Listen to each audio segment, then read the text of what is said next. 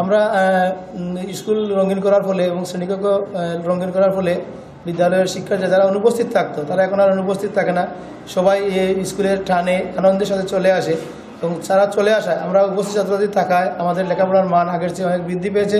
কারণ ছাত্রছাত্রী যদি অনুপস্থিত থাকে তারা লেখাপড়ার তাদের পাঠগুলি তারা বুঝতে পারে না এবং তারা অনুপস্থিত থেকে থেকে অনেক সময় ঝরে পড়ে। সেই ঝরে পড়া এখন আর নেই। শ্রেণীকক্ষে ওদের বসিয়ে রাখা অনেক কষ্ট হতো, কিন্তু এখন এই বিভিন্ন ধরনের উপকরণের কারণে আর শ্রেণী কার্যক্রম আকর্ষণীয় হওয়ার কারণে ওরা খুব সহজে বিদ্যালয়ে আসে এবং ক্লাসে বসে খুব মনোযোগের সহিত এখন তারা ক্লাস করে এবং তারা নিজ থেকেই শ্রেণী কার্যক্রমে অংশগ্রহণ করতে আগ্রহী হয়।